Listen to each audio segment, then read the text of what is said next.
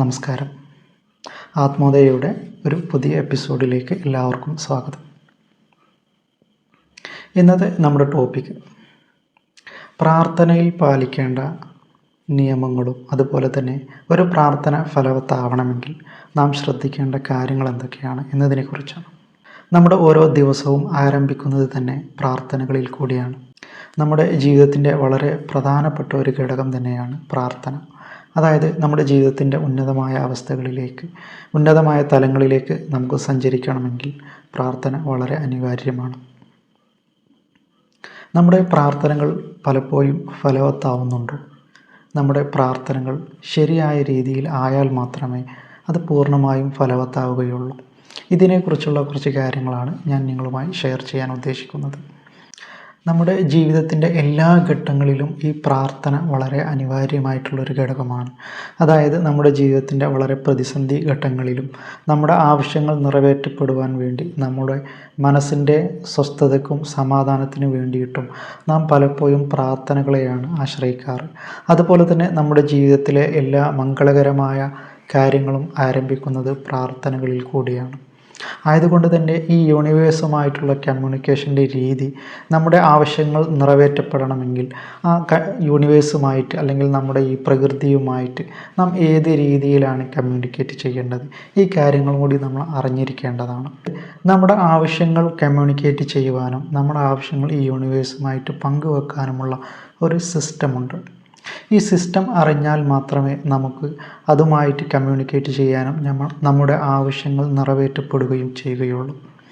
ഇതിനെ ശരിയായി അറിഞ്ഞവർക്ക് മാത്രമാണ് ജീവിതത്തിൽ എപ്പോഴും അവരുടെ ആവശ്യങ്ങൾ നിറവേറ്റുകയും അവരുടെ ജീവിതത്തിൽ എപ്പോഴും ഉയർന്ന ഒരവസ്ഥയിലേക്ക് അവർക്ക് പെട്ടെന്ന് തന്നെ മാറ്റാനും അവരുടെ ആഗ്രഹങ്ങളും അവരുടെ ആവശ്യകതകളും പെട്ടെന്ന് നിറവേറ്റപ്പെടുവാനും സാധിക്കും. ആയതുകൊണ്ട് തന്നെ ഈ യൂണിവേഴ്സുമായിട്ടുള്ള നമ്മുടെ കമ്മ്യൂണിക്കേഷൻ്റെ കുറേ നിയമാവലികൾ അല്ലെങ്കിൽ അത് ഏത് രീതിയിലാവണം എന്നുള്ളതിനെക്കുറിച്ച് നമ്മൾ നിർബന്ധമായിട്ടും നാം പഠിക്കേണ്ടിയിരിക്കുന്നു. ഇതിനെ ഒരു ഉദാഹരണത്തിൽ കൂടി നമുക്കൊന്നുകൂടി വ്യക്തമായിട്ട് മനസ്സിലാക്കാം. നിങ്ങൾ ഭക്ഷണ ആവശ്യത്തിന് വേണ്ടി ഒരു 5 സ്റ്റാർ ഹോട്ടലിൽ പോകുന്നു. അവിടെയുള്ള റെസ്റ്റോറൻറ്റിൽ എത്തിക്കഴിഞ്ഞാൽ നിങ്ങളോട് വെയിറ്റർ ചോദിക്കുകയാണ് നിങ്ങൾക്ക് എന്താണ് വേണ്ടത്. നിങ്ങൾ നിങ്ങളുടെ ആവശ്യം അറിയിക്കുന്നു. അതായത് എനിക്കൊരു കോഫി വേണം. നിങ്ങൾ നിങ്ങളുടെ ആവശ്യം അറിയിച്ചു. നിങ്ങൾ കോഫി ഓർഡർ ചെയ്തുകൊണ്ട് നിങ്ങൾ ജ്യൂസിന് വേണ്ടി വെയിറ്റ് ചെയ്യുകയാണ്. ഇതുപോലെയാണ് നിങ്ങളുടെ ജീവിതത്തിൽ പലപ്പോഴും സംഭവിച്ചു കൊണ്ടിരിക്കുന്നത്. അതായത് നിങ്ങളുടെ ആവശ്യം നിങ്ങൾ ശരിയായി മനസ്സിലാക്കി ഈ യൂണിവേഴ്സുമായി അതിനെ കമ്മ്യൂണിക്കേറ്റ് ചെയ്യേണ്ട രീതിയിൽ നിങ്ങൾ കമ്മ്യൂണിക്കേറ്റ് ചെയ്യുമ്പോഴാണ് നിങ്ങളുടെ ആവശ്യം അവിടെ നിറവേറ്റപ്പെടുന്നത്. നിങ്ങൾക്ക് ജ്യൂസാണ് വേണ്ടതെങ്കിൽ നിങ്ങൾ ജ്യൂസ് തന്നെ ഓർഡർ ചെയ്താൽ മാത്രമേ നിങ്ങൾക്ക് ജ്യൂസ് ലഭിക്കുകയുള്ളൂ. ചായ ഓർഡർ ചെയ്തുകൊണ്ട് ജ്യൂസ് വെയിറ്റ് ചെയ്യുന്നത് പോലെയാണ് നമ്മുടെ ജീവിതത്തിലെ പല സന്ദർഭങ്ങളിലും സംഭവിച്ചു കൊണ്ടിരിക്കുന്നത്. ഈ യൂണിവേഴ്സുമായിട്ട് കമ്മ്യൂണിക്കേറ്റ് ചെയ്യാൻ അറിഞ്ഞാൽ മാത്രമേ നമ്മുടെ പ്രാർത്ഥനകൾ സഫലമാവുകയുള്ളൂ. ആരാധനാലയങ്ങൾ സന്ദർശിക്കുന്ന സമയങ്ങളിലെല്ലാം ഞാൻ ശ്രദ്ധിക്കുന്ന വളരെ പ്രധാനപ്പെട്ട ഒരു കാര്യമാണ് അവിടെ വരുന്ന വിശ്വാസികളെല്ലാം ഏത് രീതിയിലാണ് പ്രാർത്ഥിച്ചു കൊണ്ടിരിക്കുന്നത്. ചിലർ പ്രാർത്ഥിക്കുന്നത് ദൈവമേ എൻ്റെ കടങ്ങൾ മാറ്റിത്തരണേ, എൻ്റെ കടങ്ങൾ വീട്ടിത്തരണേ. അതല്ലെങ്കിൽ മറ്റുള്ള ചിലർ പ്രാർത്ഥിക്കും, വളരെ സങ്കടത്തോടു കൂടിയായിരിക്കും അവർ പ്രാർത്ഥിക്കുക, ദൈവമേ എൻ്റെ കാൽമുട്ട് വേദന മാറ്റിത്തരണേ, അതല്ലെങ്കിൽ മറ്റെന്തെങ്കിലും അസുഖങ്ങൾ മാറ്റിത്തരണേ. ഇങ്ങനെ വളരെ സങ്കടപ്പെട്ടുകൊണ്ട് അവർ ദൈവത്തോട് കരഞ്ഞുകൊണ്ടാണ് അവർ പ്രാർത്ഥിക്കുന്നത്. നിങ്ങൾ ഈ രീതിയിലാണോ നിങ്ങളുടെ ആരാധനാലയങ്ങളിൽ നിങ്ങൾ പ്രാർത്ഥിച്ചു കൊണ്ടിരിക്കുന്നത്? ശരിക്കും ഈ രീതിയിൽ നിങ്ങൾ പ്രാർത്ഥിക്കുന്ന സമയത്ത് കാൽമുട്ടുവേദന മാറ്റിത്തരണേ എന്ന് പറയുന്ന വ്യക്തിയുടെ കാൽമുട്ടുവേദന മാറുന്നുണ്ടോ? അവർക്ക് കാൽമുട്ടുവേദന ചിലപ്പോൾ വർദ്ധിക്കുകയാണ് ചെയ്യുക.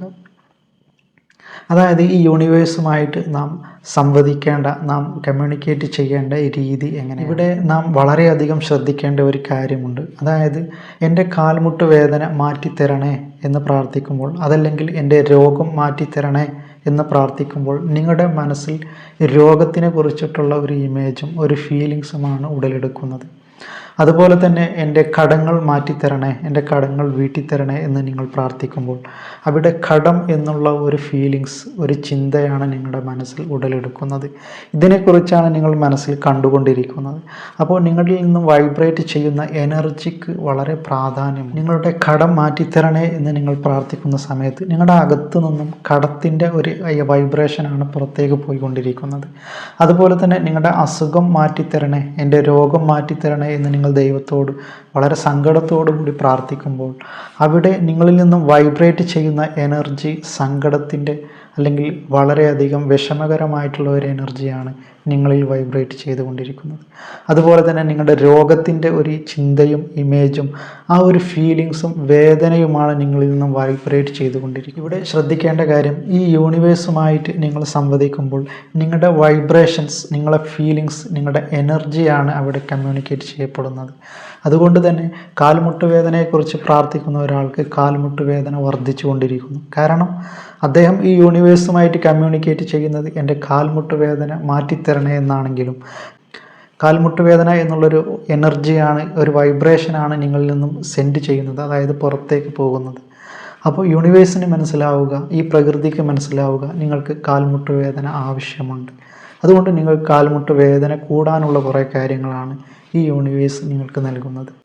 അതല്ലെങ്കിൽ എൻ്റെ കടം മാറ്റിത്തരണേ, അതല്ലെങ്കിൽ എൻ്റെ കടം വീട്ടിത്തരണേ എന്നാണ് നിങ്ങളുടെ പ്രാർത്ഥന എങ്കിൽ നിങ്ങളിൽ നിന്നും വൈബ്രേറ്റ് ചെയ്യുന്നത് കടത്തിൻ്റെ എനർജിയാണ്, അല്ലെങ്കിൽ സാമ്പത്തിക ബാധ്യതയുടെ എനർജിയാണ്. ഈ എനർജിയാണ് യൂണിവേഴ്സുമായിട്ട് കമ്മ്യൂണിക്കേറ്റ് ചെയ്യുന്നത്.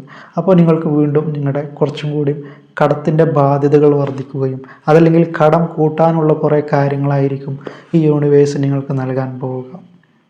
അതുകൊണ്ട് തന്നെ ഈ യൂണിവേഴ്സുമായിട്ട് ഏത് രീതിയിലാണ് നാം കമ്മ്യൂണിക്കേറ്റ് ചെയ്യേണ്ടത്, അതിൻ്റെ ഭാഷ ഏതാണ് എന്നതിനെക്കുറിച്ച് നാം വളരെ വ്യക്തമായി തന്നെ മനസ്സിലാക്കണം. നിങ്ങൾക്ക് നിങ്ങളുടെ രോഗം സുഖമാകണേ എന്നതിന് പകരം നിങ്ങൾ ദൈവത്തോട് പ്രാർത്ഥിക്കുന്ന സമയത്ത് ദൈവമേ എനിക്ക് പൂർണ്ണ ആരോഗ്യം നൽകണേ എന്നുള്ള രീതിയിലായിരിക്കണം നിങ്ങളുടെ പ്രാർത്ഥന. അതുപോലെ തന്നെ നിങ്ങൾക്ക് സമ്പത്താണ് നിങ്ങളുടെ ആവശ്യമെങ്കിൽ ദൈവമേ എനിക്ക് നല്ല സമ്പത്ത് നൽകണേ എന്നുള്ള രീതിയിലായിരിക്കും നിങ്ങളുടെ പ്രാർത്ഥന. നിങ്ങൾ ദൈവത്തോട് പ്രാർത്ഥിക്കുന്ന സമയത്ത് ദൈവമേ എൻ്റെ കാൽമുട്ട് വേദന മാറ്റിത്തരണേ എന്നതിന് പകരം നിങ്ങളുടെ പ്രാർത്ഥന ദൈവമേ എനിക്ക് പൂർണ്ണ ആരോഗ്യം നൽകണേ, അതേപോലെ തന്നെ ദൈവമേ എൻ്റെ ആരോഗ്യസ്ഥിതി വർദ്ധിപ്പിച്ച് തരണേ, മെച്ചപ്പെടുത്തി തരണേ എന്നീ രീതിയിലുള്ള പോസിറ്റീവായിട്ടുള്ള വാക്കുകൾ മാത്രമേ നിങ്ങൾ ഉപയോഗിക്കാവൂ. ഇങ്ങനെ പ്രാർത്ഥിക്കുന്ന സമയത്ത് നിങ്ങൾ വൈബ്രേറ്റ് ചെയ്യുന്നത് പോസിറ്റീവ് എനർജിയാണ്, അതായത് ആരോഗ്യത്തിൻ്റെ എനർജിയാണ്. ഈ സമയത്ത് പ്രകൃതി മനസ്സിലാക്കുക, ഈ വ്യക്തിക്ക് ആരോഗ്യം ആവശ്യമുണ്ട്. അതുകൊണ്ട് തന്നെ ആരോഗ്യം വർദ്ധിപ്പിക്കാനുള്ള സാഹചര്യങ്ങളും അതിൻ്റെ ചുറ്റുപാടുകളും നിങ്ങൾക്ക് വേണ്ടി ക്രിയേറ്റ് ചെയ്യപ്പെടുന്നു. അതേസമയം നിങ്ങളുടെ ജീവിതത്തിൽ സാമ്പത്തിക അഭിവൃദ്ധിയാണോ നിങ്ങൾക്ക് ആവശ്യം? അങ്ങനെയെങ്കിൽ നിങ്ങൾ പ്രാർത്ഥിക്കുന്ന സമയങ്ങളിലെല്ലാം ദൈവമേ എനിക്ക് കൂടുതൽ സമ്പത്ത് നൽകണമേ, അതേപോലെ തന്നെ ദൈവമേ എൻ്റെ സമ്പത്ത് വർദ്ധിപ്പിച്ച് നൽകണമേ എന്നുള്ള രീതിയിൽ പോസിറ്റീവായിട്ടുള്ള ഘടകങ്ങൾ മാത്രം ഉൾക്കൊള്ളിച്ചുകൊണ്ട് വേണം നിങ്ങൾ പ്രാർത്ഥിക്കുവാൻ.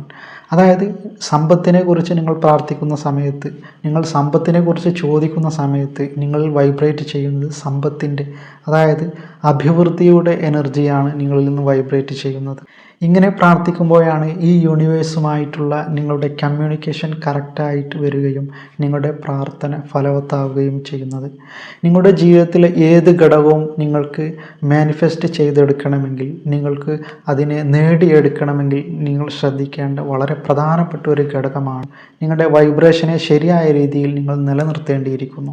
അതായത് നിങ്ങൾക്ക് ഏത് കാര്യമാണോ മാനിഫെസ്റ്റ് ചെയ്യേണ്ടത്, ഉദാഹരണത്തിന് നിങ്ങൾക്ക് സമ്പത്താണ് വേണ്ടതെങ്കിൽ നിങ്ങളിൽ നിന്ന് വൈബ്രേറ്റ് ചെയ്യുന്ന എനർജി സദാസമയം സമ്പത്തിൻ്റേതാണെങ്കിൽ നിങ്ങൾക്ക് സമ്പത്ത് പെട്ടെന്ന് തന്നെ മാനിഫെസ്റ്റ് ചെയ്യാൻ സാധിക്കും.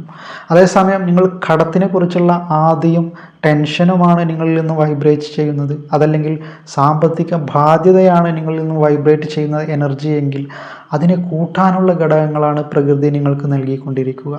ഇതാണ് ലോ ഓഫ് അട്രാക്ഷൻ, അതായത് ആകർഷണ നിയമങ്ങളിൽ വരെ നിങ്ങളോട് സംവദിക്കുന്നത്.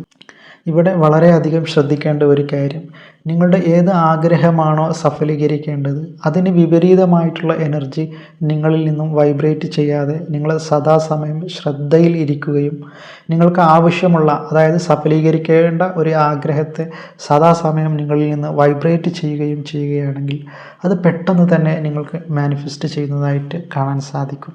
നിങ്ങൾക്ക് മാനിഫെസ്റ്റ് ചെയ്യേണ്ടത് സമ്പത്താണെങ്കിൽ നിങ്ങളിൽ നിന്നും വൈബ്രേറ്റ് ചെയ്യുന്ന എനർജി സദാസമയം സമ്പത്തിൻ്റെ എനർജിയാക്കി നിങ്ങൾ മാറ്റണം. അതിന് വിപരീതമായിട്ടുള്ള കടത്തിൻ്റെയോ ബാധ്യതയോ എനർജിയോ ചിന്തകളോ നിങ്ങളിൽ നിന്നും ഉത്ഭവിക്കുവാനോ വൈബ്രേറ്റ് ചെയ്യുവാനോ പാടില്ല. ഇങ്ങനെ പോസിറ്റീവ് എനർജി നിങ്ങൾ കൂടുതൽ സമയം നിങ്ങളിൽ നിലനിർത്തുകയാണെങ്കിൽ നിങ്ങൾ ആഗ്രഹിക്കുന്ന അല്ലെങ്കിൽ നിങ്ങളുടെ ഏത് പ്രാർത്ഥനയും പെട്ടെന്ന് തന്നെ പ്രകൃതി കേൾക്കുകയും അത് പെട്ടെന്ന് തന്നെ സഫലമാകുന്നതും നിങ്ങൾക്ക് അറിയാൻ സാധിക്കുന്നതാണ്. ആയതുകൊണ്ട് തന്നെ നിങ്ങളുടെ ഓരോ പ്രാർത്ഥനകളും പോസിറ്റീവ് എനർജിയിലേക്കും വൈബ്രേഷനിലേക്കും പോസിറ്റീവ് വാക്കുകളിലേക്കും നിങ്ങൾ ബോധപൂർവം മാറ്റപ്പെടേണ്ടിയിരിക്കുന്നു. ഇങ്ങനെ നിങ്ങളുടെ ജീവിതത്തെ ക്രമീകരിക്കുമ്പോൾ നിങ്ങളുടെ എല്ലാ ആഗ്രഹങ്ങളും നിങ്ങളുടെ എല്ലാ പ്രാർത്ഥനകളും പെട്ടെന്ന് തന്നെ സഫലമാകുന്നതായിട്ട് നിങ്ങൾക്ക് അറിയാൻ സാധിക്കും.